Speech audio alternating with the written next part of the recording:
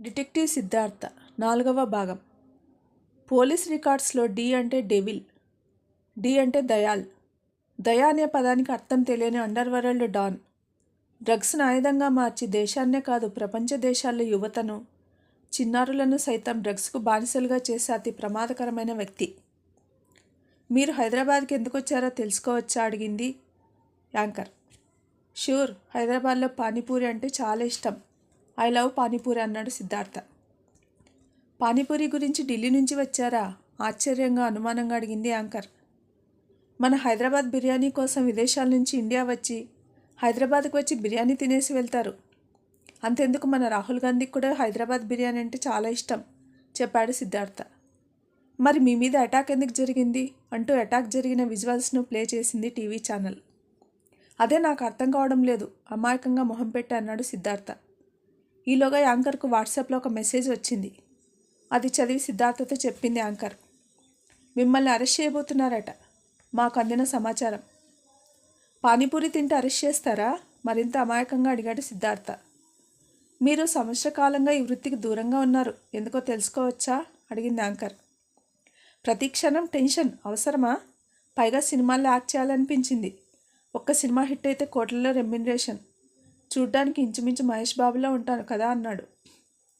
హైదరాబాద్లో జరిగిన బాంబు దాడి కేసును ఎంతో ధైర్యంగా సాల్వ్ చేసిన మీరు అజ్ఞాతంలోకి వెళ్ళారు.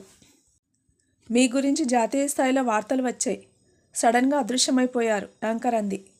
చెప్పానుగా, సినిమాల్లో వేషాల కోసం ట్రై చేస్తున్నా. వర్మను కూడా అడిగా. మొన్నటిదాకా జీఎస్టీ బిజీలో ఉన్నాడు. తర్వాత నాగ్తో ఆఫీసర్ సినిమా బిజీ, చాలా తాపీగా చెప్పాడు. ఆ ఇంటర్వ్యూ జరుగుతున్న సమయంలో టీవీ స్టూడియోను కొందరు ఆగంతకులు చుట్టుముట్టారు. అరగంట నుంచి మిస్టర్ అనే దయాల్ టీవీలో వచ్చి ఇంటర్వ్యూ చూస్తున్నాడు. ఎన్నో క్రిమినల్ ఆలోచనలతో నిండి ఉన్న దయాల్ బుర్ర ఒక క్షణం పనిచేయడం మానేసిన ఫీలింగ్ కలిగింది. డిటెక్టివ్ సిద్ధార్థ ఏం చెప్తున్నాడో అర్థం కావడం లేదు. అతను సిద్ధార్థను తక్కువగా అంచనా వేయడం లేదు. ఎందుకంటే సిద్ధార్థ గురించి అతనికి బాగా తెలుసు. గతంలో సిద్ధార్థ చేతిలో చావదెబ్బ తిన్నాడు. అతడిని తక్కువగా అంచనా వేసుకున్నందుకు 4 అంచనాలను కోల్పోయాడు. మెరుపులా మెరుస్తాడు, పిడుగులా భయపెడతాడు. ఎప్పుడే క్షణం ఎలా అటాక్ చేస్తాడో తెలియదు. అలాంటి సిద్ధార్థ టీవీలో పానీపూరి గురించి, సినిమాలో హీరో వేషం గురించి మాట్లాడుతుంటే నమ్మబుద్ధి కావడం లేదు.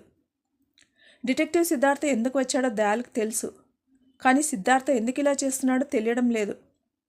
అందుకే సిద్ధార్థని ఏం చేయాలో డిసైడ్ అయ్యాడు. అతని అనుచరులు టీవీ స్టూడియో ముందు మోహరించారు. సిద్ధార్థ్ ఆవులిస్తూ యాంకర్ వైపు చూశాడు. నిద్ర వస్తుంది, ఇఫ్ యూ డోంట్ మైండ్. మీరు లాంగ్ బ్రేక్ ఇచ్చినా సరే, షార్ట్ బ్రేక్ ఇచ్చినా సరే, నేను కాస్త పడుకోవాలి అన్నాడు. యాంకర్ షాక్ అయింది. ఆమె ఇలాంటి ఇంటర్వ్యూను ఫస్ట్ టైం చూస్తుంది, చేస్తుంది. అందులోనూ లైవ్. ప్రోగ్రామ్ ఇన్ఛార్జ్కు సీన్ అర్థమైంది. లైవ్ ముగించేయడమే కరెక్ట్ అనుకున్నాడు. సిద్ధార్థ బయటకు రాగానే సుగాత్రి అలర్ట్ అయ్యింది.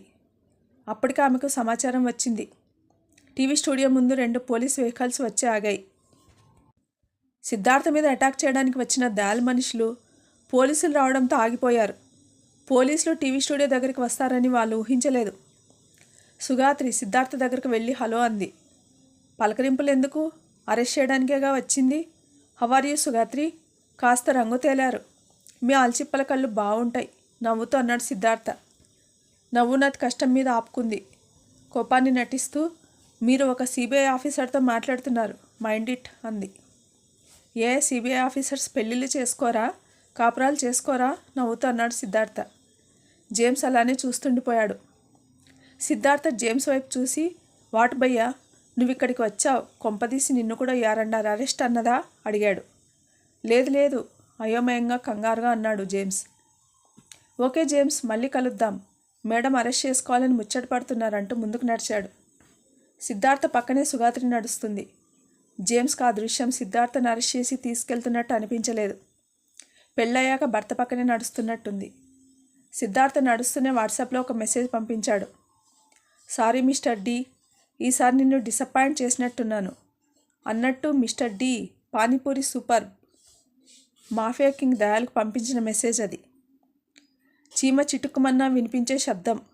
ఆ కేబిన్లో సుగాత్రి, డిటెక్టివ్ సిద్ధార్థ మాత్రమే ఉన్నారు. ఇద్దరు ఎదురుగా కూర్చున్నారు. వాళ్ళ మధ్య టేబుల్ మీద కాఫీ పొగలు కక్కుతుంది. My dear young most beautiful officer, ఇప్పుడు చెప్పండి, నన్ను ఎందుకు అరెస్ట్ చేశారో సుగాత్రి వంక చూసి అన్నాడు.